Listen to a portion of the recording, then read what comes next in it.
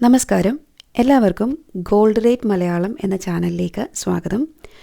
ഇന്നത്തെ സ്വർണ്ണവില എങ്ങനെയാണ് എന്ന് നമുക്ക് നോക്കാം. ഇന്ന് 30/4/2026 ഉച്ചയ്ക്ക് ശേഷം സ്വർണ്ണവില കൂടിയിട്ടുണ്ട്. 24 ക്യാരറ്റ് സ്വർണം 1 ഗ്രാം 15,321, 1 പവൻ 1,22,568, പവന് 1,280 രൂപ കൂടിയിട്ടുണ്ട്.